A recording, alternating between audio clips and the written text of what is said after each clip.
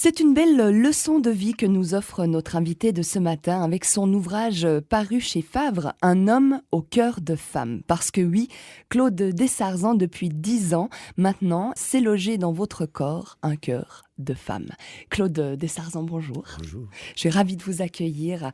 Alors c'est vrai, 10 ans déjà que vous avez subi cette transplantation du cœur. 10 ans après, vous vous sentez comment, Claude ? Alors, je dirais que je me sens de mieux en mieux. Autant les premières années sont quelquefois un peu difficiles, avec des ajustements au niveau du traitement médicamenteux, immunosuppresseurs, avec différents épisodes aussi, infectieux, etc. Donc vous avez écrit ce livre, Claude, Un homme au cœur de femme. Forcément, on peut imaginer que tout ça avait une fonction thérapeutique aussi pour vous, non ? Oui, tout à fait. J'ai éprouvé le désir d'écrire assez tôt, mais je pense que les blessures étaient trop fortes encore et j'ai dû remettre à plus tard. Puis là, ces dernières années, le besoin m'a repris. Et il est vrai que ça m'a fait beaucoup de bien, je pense, de poser ça sur le papier, d'y réfléchir, de revoir certains épisodes.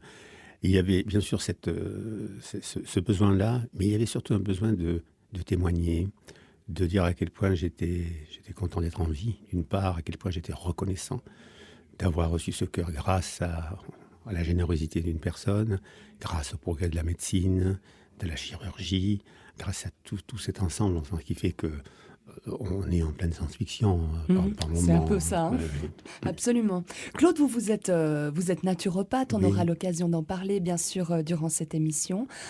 Pour qu'on comprenne un peu votre situation, est-ce que vous aviez une santé, on va dire, fragile depuis l'enfance ? Comment ça s'est passé pour vous ? Voilà, oui, j'étais assez fragile, n'ayant pas de maladie mortelle ou très dangereuse, mais quand même une fragilité pulmonaire. Je suis né pendant la guerre, est-ce qu'il y a eu certaines carences, etc. Bref, c'est vrai que j'ai pécloté, comme on dit, pas mal et assez longtemps. Et puis le fait que, justement, je péclote, je me destinais à une carrière de chanteur d'opéra. Et étant ennuyé constamment avec des problèmes vocaux, laryngiques, etc., mangeant des antibiotiques à tout vent, j'ai fait une recherche du côté des médecines naturelles. Et là, j'ai trouvé quelque chose qui m'a satisfait, qui m'a permis d'avaler un peu moins de médicaments chimiques et d'aller mieux. Du coup, j'ai trouvé ça tellement épatant que j'en ai fait mon métier. Et puis, je me suis donc bien soigné pendant assez longtemps de cette façon-là. Jusqu'au jour où, évidemment, est arrivé le gros pépin, il y a une douzaine d'années. Et là, la nature n'était plus assez forte. Assez forte, oui. Oui. C'est bien d'entendre aussi un naturopathe qui nous dit oui, tout ce qui est naturel est bénéfique, peut soutenir, peut aider, mais ça ne fait pas tout non plus. Hein ? Il y a des limites. Il y a des limites. Alors, ça, il faut bien le savoir. Bien sûr, on peut rêver toujours. Et j'ai continué même de rêver. Il n'y a pas encore tellement longtemps. J'ai rêvé encore de me passer de médicaments. Et puis j'ai vu, non, c'est pas possible. Alors, heureusement que, justement, je trouve que nous sommes à une époque où nous pouvons profiter de cette avancée technologique, de la médecine, de la chirurgie qui nous permet de compléter. Je pense que, il y a quelques années, mon père, par exemple, probablement qui avait la même maladie que moi, en est mort. À l'époque, on ne faisait pas de greffe. Ouais. Et voilà la différence, quoi. Absolument. Vous souffrez d'une cardiomyopathie, c'est ça ? Dilatée, oui, c'est ça. C'est exactement. Donc, il s'agit du ventricule gauche qui se relâche, qui devient toute flasque, qui n'a plus la force d'envoyer le sang avec assez de puissance dans l'aorte. Et il y a une espèce de refoulement qui se fait dans les poumons avec des œdèmes pulmonaires. Puis enfin, on s'affaiblit. On appelle ça une fraction d'éjection du cœur, donc qui s'affaiblit, puis on se traîne, quoi. Ah oui, oh, j'imagine. On perd son énergie. Et puis un jour alors, Claude Dessarzan, un jour, cet appel tant attendu de Suisse Transplant, c'était donc en 2000... Le 31 janvier 2002. 2002. Oui, ouais. Tout à fait. Ce bip qu'on attend depuis si longtemps, comment ça s'est passé ? Alors, c'est vrai, et j'ai encore pas trop à me plaindre, puisque je n'ai attendu que 3 mois, mais c'est quand même 3 mois. Quand on est dans un état presque grabataire, toutes les minutes comptent aussi. Alors là c'était le miracle. Je sortais de chez mon médecin généraliste pour une prise d'antibiotiques encore, car j'étais vraiment infecté de tous les côtés. Je déprimais, je ne vous dis pas. Et puis, je me suis dit, ce cœur ne viendra pas. Mon cardiologue me disait, mais oui, allez, confiance, ça va venir. Et là, je sors de chez le médecin, je prends ma voiture et le bip sonne. Et on m'appelle et on me pose la question, voulez-vous encore être greffé? Quelle question! Et oui, bon, j'ai appris par la suite qu'il y en a qui refusent, qu'il y en a qui ne sont pas prêts, qui ont réfléchi, qui ont fait toute une démarche, un parcours. cheminement et qui disent non, ils n'y vont pas. Peut-être parce qu'ils ne sont pas assez malades aussi pour le faire. En tout cas, pour moi, la question ne se posait pas. C'était un oui, un C'était grand oui. le oui des noces, vous savez, devant monsieur le maire. Oui! Et donc là, j'imagine, ça va très vite alors. Oui, là ça va très vite. On me dit de rentrer chez moi, de prendre une douche, de me préparer en douceur, de prendre un taxi. On m'attend à l'hôpital, et au CHUV donc, de Lausanne. Et là, l'équipe me prend en main. On me raconte un petit peu ce qui va se passer. Je fais connaissance avec le chirurgien qui va m'opérer, qui a beaucoup d'humour d'ailleurs. Quand le médecin qui m'accompagne lui dit « Mais alors, qu'est-ce que vous racontez à M. Sarzan ce que vous allez lui faire ?» Il lui dit « Écoutez, je vais l'ouvrir, je vais lui changer le cœur, puis je vais refermer. » Tout simplement. Tout simplement. Alors voilà, vous voyez, l'atmosphère était à la détente. On me donne un petit médicament pour me détendre, et c'est vrai que ça devient beaucoup plus facile. Mais là, l'attente dure parce que il n'est pas question d'implanter un organe qui ne soit pas en bon état, qui n'ait pas toute la compatibilité. Alors on est dans un suspense. Et il se peut que jusqu'à la dernière minute, on ne sache pas si vraiment on va vous Si c'est implanter. possible ou pas. Oui. Mais enfin, moi, j'ai eu cette chance-là, ça a marché. Alors, à un moment, on vous saute dessus, on m'a sauté dessus, on m'a rasé. Et on a dit, ça y est, on y va. Alors, mon fils était là, je l'ai pris dans mes bras, je me suis dit, bon, j'espère que ce n'est pas la dernière fois que je le vois. Et puis c'est parti. C'est parti. Oui. Et puis le réveil alors. Le réveil, avec ce sentiment, vous le dites dans cet ouvrage, Claude Dessarzans, quelle dualité, la joie d'être vivant et de le devoir à la mort de quelqu'un. Oui, c'est ça. Alors ça, je l'ai ressenti. Mais en même temps, j'avais essayé de faire un travail avec ça. J'y avais pensé aussi avant. Je me suis dit, bon, c'est de bonne guerre. Cette personne était donneuse. Je l'étais moi-même depuis très longtemps aussi. Et je me suis dit, bon, si on y va. Personnellement, je ne pense pas que mon corps physique soit très utile après la mort. Alors, autant qu'il soit utile à quelqu'un. Et pour moi, c'était OK. Alors, d'un côté, j'étais assez bien avec ça. Je dois dire que je n'ai pas eu de problème d'acceptation de l'organe. Mais c'est vrai que la pensée est là. C'est quand même frais. Ces jours-ci, il y a une famille en deuil. C'est surtout ce qui reste aussi. Peut-être pour la personne qui est partie, moi qui crois en plein d'autres choses, je me dis c'est pas si triste que ça, mais c'est surtout pour ce qui pour reste. l'entourage. Oui. Pour l'entourage, Absolument. oui. Voilà. Donc cet ouvrage s'appelle « Un homme au cœur de femme », parce que c'est vrai, il y a quelque chose de particulier aussi dans votre histoire, Claude, c'est que forcément il y a un anonymat face aux donneurs d'organes. Oui. Mais chez vous, finalement, ça s'est pas tout à fait passé comme ça. Et voilà. Alors, il est évident que après l'opération, je ne sais pas si tout le monde est comme ça, mais moi, j'ai éprouvé le besoin de connaître, de savoir. Je dis, mais il était à qui ce cœur? Et puis, si je pouvais remercier la famille, alors on peut le faire avec une lettre anonyme qui est transmise par Suisse Transplant. Et c'est possible. Et là, c'est ce que j'ai fait très rapidement, d'ailleurs, en sortant de l'hôpital. Mais ce qui s'est passé, c'est que déjà, quand je me suis réveillé après l'opération, j'ai ressenti une sensation magnifique dans la poitrine, avec une impression. C'est une impression que j'avais un cœur de femme. C'était indéniable. En plus, je pensais qu'elle était noire.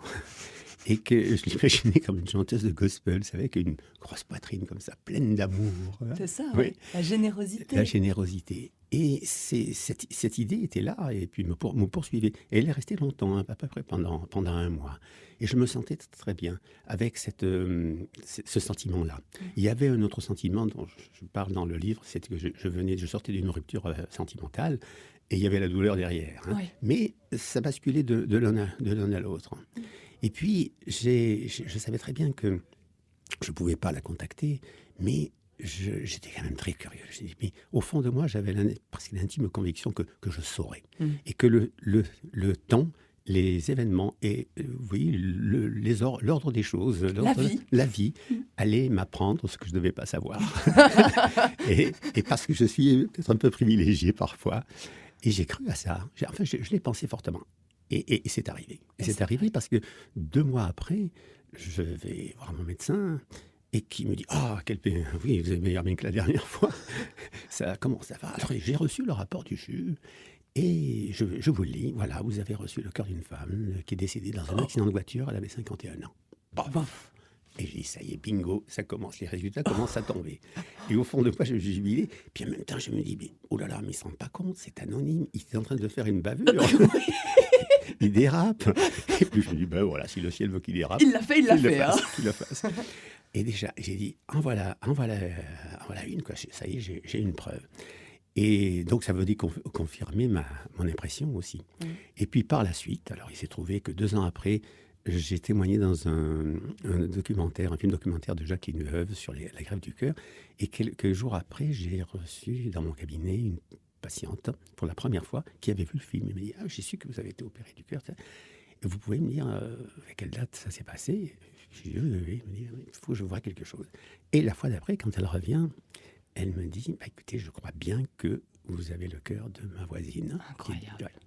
Et elles habitaient ensemble, donc une commune près de Lausanne. Et ce jour-là, elle était présente. Elle se suivait en voiture, cette patiente la suivait. Et ma donneuse d'organes circulait avec sa fille, est arrivée dans les échangeurs de Bussigny, et était prise en échappe par une autre voiture. Elle a raté la priorité de droite, elle l'a brûlée. Et la voiture a été... Carambolage. Sa fille s'en est sortie très bien. Par contre, la maman a été emportée par hélicoptère.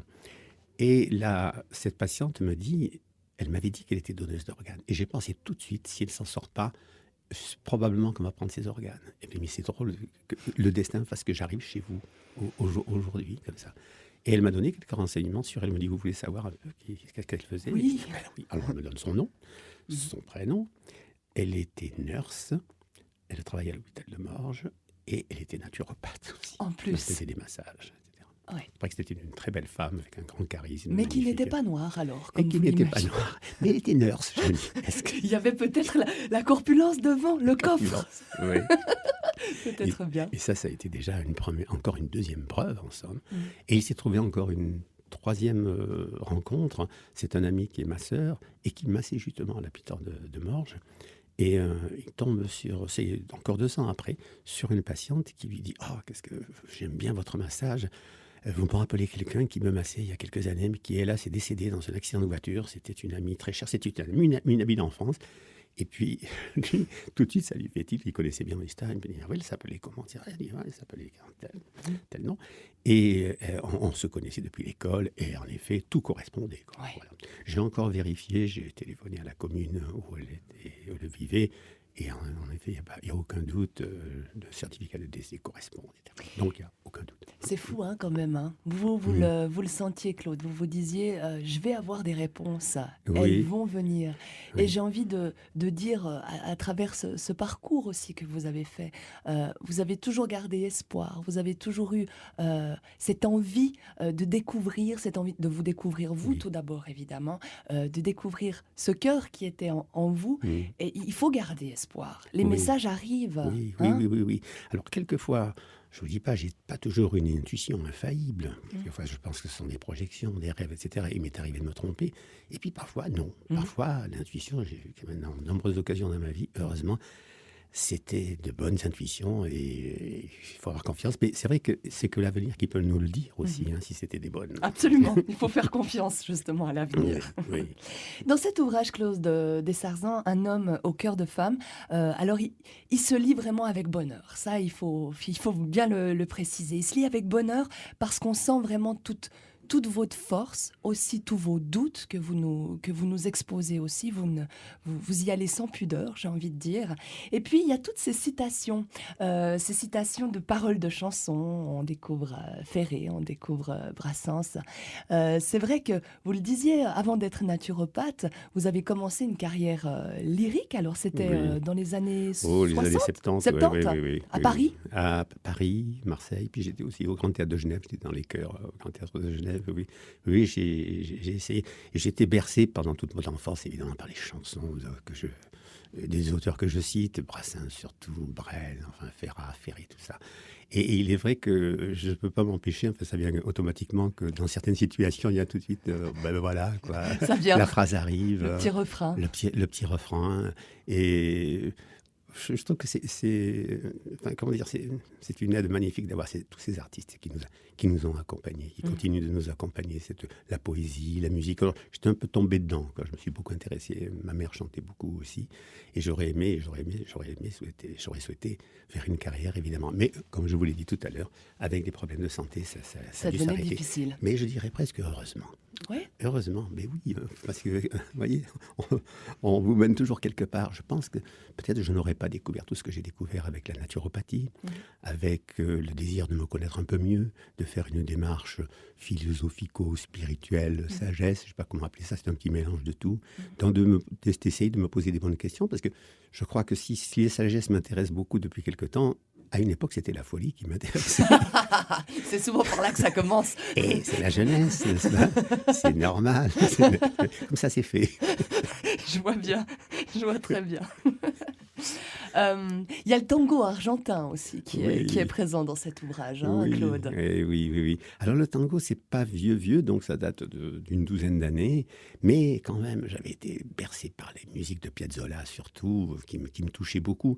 Et puis, je rêvais, j'ai fait de la danse classique à un moment, hein, mais je me suis dit, peut-être à ton âge maintenant, danse classique, c'était un petit peu vieux, il faudrait trouver quelque chose qui se convienne mieux. Alors, il y avait les danses de salon, et puis l'idée du tango argentin est revenue, et comme d'ailleurs le goût du tango est revenu depuis ces dernières années, alors j'ai commencé à prendre des cours à Lausanne. Et puis je m'entretiens, bon, mais c'est gentil, hein, je ne fais pas de performance ni de démonstration, hein, mais je trouve que c'est une danse magnifique parce que elle peut être thérapeutique pour les couples, surtout. Si ça pète pas, ben on peut continuer à danser ensemble parce que ça a beaucoup d'exigences aussi. Et puis j'ai vu, c'est pour ça que je le fais encore, je danse encore parce que j'apprends tout le temps et je me rends compte à quel point je suis encore macho, vous savez, et à quel point je prends pas soin de ma partenaire. Hein. Et heureusement, j'en ai une qui me le dit d'ailleurs très bien. Mais même si elle me le dit que je recommence 1000 fois, ma tendance de mec est là et derrière et un peu brutale, vous savez, tout ça. Alors, je le fais pour ça, pour m'adoucir encore et encore. Un peu. Même avec mon cœur de femme, je suis pas encore tout à fait assez douce. C'est joli, c'est joli. Claude de Sarzan, vous l'avez dit, hein, vous avez grandi à Marseille, Oui. mais vous avez passé vos étés en Suisse, des étés qui vous ont rendu meilleur, paraît-il. C'est le grand air du pays de Vaud qui vous a bonifié comme ça? Ah, moi j'ai le sentiment, oui, le lait de vache, quoi qu'on dise du lait maintenant, etc. Moi, j'imagine, parce que la première année, c'était très net, c'était en 1947. Je revenais malingre, rachitique, je sortais de la guerre, je pourrais ainsi dire, et j'ai des photos encore de l'époque, on le peut voir. Et 2 mois après être passé à Palaisieux, au Thiolaire, je suis revenu. Mes parents ne m'ont pas reconnu. Hein. C'était incroyable. J'avais grandi, j'avais grossi, j'étais tout bronzé, tout beau, plein de force. Et évidemment, devant ces résultats, mes parents m'ont envoyé chaque année. C'était pas une punition. J'aimais bien, puis en même temps, j'étais quand même petit. Je trouve 6 ans, j'étais séparé de mes parents pendant 2 mois, je crois. Et là, je me suis senti un peu abandonné aussi. Mais bon, en grandissant, ça va passer. La séparation, c'est vrai que ça, Claude, vous en parlez de manière intrinsèque aussi, j'ai envie de dire, dans votre ouvrage. C'est vrai qu'on découvre que vous avez vécu la guerre en France à l'époque. Vous avez subi beaucoup de séparations dans votre vie. Alors oui, je pense que tout est relatif. Il y en a qui l'ont subi, c'est beaucoup plus encore. Quoi. Moi, je l'ai ressenti. En fait, cette première séparation, c'était ça. Surtout, c'était la séparation surtout avec mes parents à l'âge de 6 ans. Par la suite, ça revenait un peu tous les étés parce que j'étais quand même encore un peu jeune.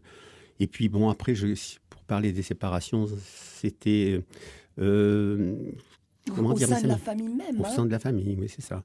Puis après, bon, c'est peu de choses. Ça, je suis parti à l'âge de 18 ans, je suis venu vivre en Suisse. Hein, et j'ai quitté mes amis à Marseille. C'était la guerre d'Algérie. Mon père ne voulait pas que nous participions avec mon frère et moi aussi à cette guerre. Et comme nous avions la nationalité suisse, on avait le choix de choisir d'aller filer le camp en Suisse. Mais là, c'est vrai qu'il y a eu des séparations. Hein, mais bon, c'est encore pas si terrible que ça. Mais par contre, alors quand je pense qu'on prononce le mot abandon ou séparation, c'est des histoires sentimentales, c'est des histoires affectives. Alors ça, je pense qu'il Vous pourriez refaire un roman. Oh. oui, oui. Ça, je dois dire que c'est quelque chose que je travaille, je travaille Encore maintenant. encore. Je pense que j'en ai encore pas. Je crois qu'on Mais est je le tous sais. dans ce cas, Oui, Claude. oui, oui. Mais c'est vrai que, Claude, votre philosophie de vie, votre façon de l'aborder, j'aime bien le lire dans cet ouvrage. C'est la méthode du oui à ce qui est. Oui, Hmm. oui, c'est ça. Alors, j'ai eu cette grande révélation en lisant des auteurs comme Arnaud et Denis Desjardins, qui sont si vous voulez, des pionniers de l'apport de la sagesse en France, disons, dans les pays francophones, et sagesse indienne surtout. Et ils avaient étudié avec un maître bengali qui était très pragmatique. J'ai beaucoup aimé cet enseignement aussi qu'ils nous ont communiqué. Pourquoi? Parce qu'on parlait de choses réalistes. On n'était pas perdu dans des philosophies, des spiritualités ou philosophies fumeuses. C'était là. Être là, voir ce qui est. Une attitude assez scientifique. Hein. Ça, j'ai beaucoup aimé, surtout avec le travail que je fais, qui quand même flirte avec l'invisible, avec le temps, avec l'espace. On a besoin d'avoir les pieds sur terre, enfin, surtout pour pas flotter. Oui. Hein. Et là, j'ai trouvé quelque chose qui peut vraiment convenir. Et en effet, il y avait un chapitre qui s'appelait « Le miracle du oui ». Qu'est-ce qui se passe quand on dit oui à ce qui est, quand on arrive à le dire, mais oui au monde intérieur et au monde extérieur en même temps, et à ce qui nous plaît et à ce qui ne nous plaît pas.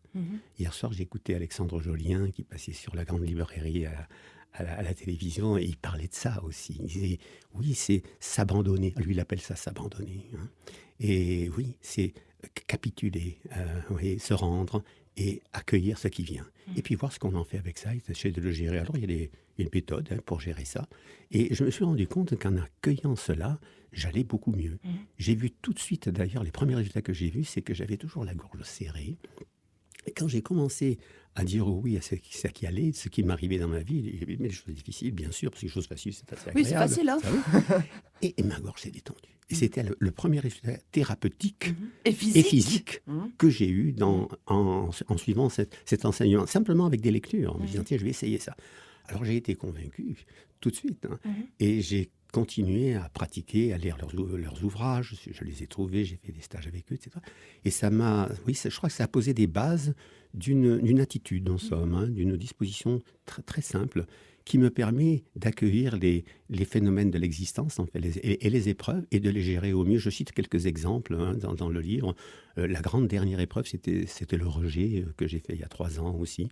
Eh bien, je me suis dit, ben voilà, je fais un rejet. C'était une idiotie. Hein. Je n'avais pas pris assez de médicaments. Je cherchais. Hein. Je me suis rendu compte que jusqu'à la fin de mes jours, il ne faut pas que je m'amuse avec ça. Mais quand j'ai vu le danger arriver, et il était possible que je n'en sorte pas, j'ai dit, bon, ben, voyons, l'effet, c'est quoi? Ben voilà, toi tu t'en sors, ça tu t'en sors pas. Et mon cardiologue me dit, voilà, soit vous avez la cortisone, ça marche. S'il n'y a pas la cortisone, mais j'ai un médicament qui bousille la moelle osseuse, et puis j'ai plus rien, monsieur de Sarzan. Oui, d'accord. Alors j'ai dit, ben moi j'ai encore quelque chose. J'ai les soins palliatifs, au cas où je ne m'en sorte pas. Et puis si ça ne va pas assez vite, il y a Exit. Et puis c'était la paix. C'était la paix, parce que je me dis, ben, après, ben voilà. Parce qu'à ce moment-là, vous étiez acteur de votre vie. Oui. C'est ça hein, aussi, le oui à ce qui est. Témoin et acteur.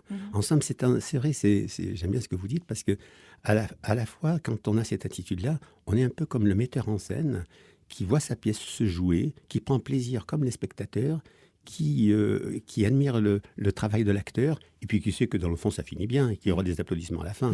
Applaus. J'aime bien cette philosophie, Claude. Oui à ce qui est. Parce que c'est vrai que notre société, à notre époque, soit on est tout le temps dans la projection du futur, soit on est tout le temps en train de ressasser les vieilles histoires qui, certes, nous font mal. Oui, elles nous feront toujours mal si on revient en permanence dessus. Vous vous dites, je dis oui à mon état, mais aussi à ma rage. Oui. De me voir ainsi, oui à mon désespoir, oui à mes larmes, ma honte aussi, de ne pas avoir mieux réussi mon coup, moi le naturopathe. Hein, Claude? Et oui, c'est ça. Accueillir toutes les parties de soi, tous les personnages qui nous habite. C'est une règle très, très, très simple, alors, qui est peut-être pas facile à admettre tout de suite et à pratiquer, mais je vous assure, moi, ça fait 35 ans que je m'entraîne et je trouve que ça marche assez bien. Alors, des fois, je loupe mon coup au premier abord parce que la peur est là. Puis après, je me dis, pourquoi tu souffres? Parce que tu refuses. Donc, je refuse. Alors, je refuse à fond, premier temps. Ça, je vous donne le mode d'emploi. Oui, Puis, une fois que le refus s'est calmé, vous avez l'acceptation qui arrive. C'est l'étape suivante. Hein.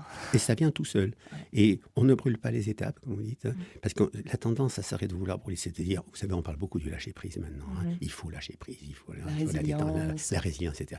Oui, moi je veux bien, mais voyons-le plutôt comme un résultat de quelque chose. Hein, parce que sinon, je pense qu'on peut tricher un petit peu avec ça. Vous voyez, qui fait l'ange fait la bête. Hein. C'est ça, oui, c'est ça. Alors, il faut faire attention à ça, je trouve. Et par contre, si on va bien à fond du phénomène, je suis triste à fond.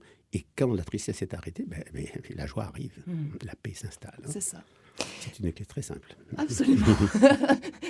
Un homme au cœur de femme, c'est l'ouvrage donc que vous avez écrit, Claude Dessarzan, paru donc aux éditions Favre. C'est sûr qu'il y a beaucoup d'effets secondaires qui sont incontournables, on va dire, à la greffe du cœur. Certaines personnes d'ailleurs se demandent si ça en vaut vraiment la peine. D'après vous alors, Claude? Oui. Alors d'après moi, je dirais oui. Quoique, honnêtement, quand j'étais mal et quand j'ai eu peur, quand j'étais vraiment pas bien, je me suis dit, oh non, j'aurais mieux fait d'y rester ou de ne pas être greffé. Bien sûr, je me permettais cette pensée-là, parce qu'avec ma philosophie, il n'y a pas de problème. Mais il est vrai que dans ces cas-là, je me dis, voilà, c'est long, ça n'arrête pas. Et puis après le soleil arrive, ça va mieux, puis vous sentez tel que je me sens moi, hein. Je ne parle pas pour tout le monde, parce que je crois qu'il y a des greffés pour qui ça ne se passe pas aussi bien aussi. Mais en ce qui me concerne, moi, je ne peux que me féliciter d'être là, dans cet état. D'après vous, Claude, pourquoi les gens ont une réticence à faire part de leurs organes? Oui. Et là, vous savez que je voudrais dire, je ne sais pas. On invoque différents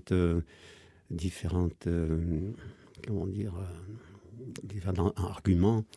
Dans ma profession, je dirais, vous savez, parce que j'ai eu un téléphone dans ce genre hier après-midi, c'est quelqu'un qui me disait, oui, alors j'ai des donneuses d'organes, puis après, quand j'ai fait mon chemin de sagesse et la spiritualité, les corps éthériques, l'énergétique, etc., mais est-ce que c'est bon, ça, pour le karma, de faire tout ça? Vous voyez? Et oui, ça fait, mais vous savez, c'est quelque chose, ça fait sourire, moi aussi, hein. Puis en même temps, je les comprends, parce que j'y ai pensé, je me suis dit, mais oui, mais si je mets en premier l'évolution de mon âme, vous voyez, si je pense à moi, etc., alors en effet, je ne me fais pas du bien. Et je ne fais peut-être pas du bien à quelqu'un non plus. Pourquoi pas aussi? Et puis vous avez des grands spiritualistes comme les Tibétains. J'ai lu le livre de la vie et de la mort de Sogyal Rinpoche, où il dit, n'hésitons pas, il s'agit d'un acte d'amour. Hein. Vous vous donnez de vous-même et ça va servir à quelqu'un. Et puis tout de suite, moi je pense, je dis, tiens, depuis 10 ans, qu'est-ce que j'ai fait? Grâce à cet acte d'amour, j'ai édité 2 CD d'albums de musique thérapeutique, j'ai édité 2 ouvrages, je me suis publié par 2 ouvrages, j'ai appris le tango, j'ai continué de soigner, j'ai pris beaucoup de plaisir aussi, donc ça valait le coup. Absolument. Je vous donne bien sûr le site internet de Suisse Transplant, c'est très très simple, Suisse Transplant, avec un T à la fin, on est d'accord, .org.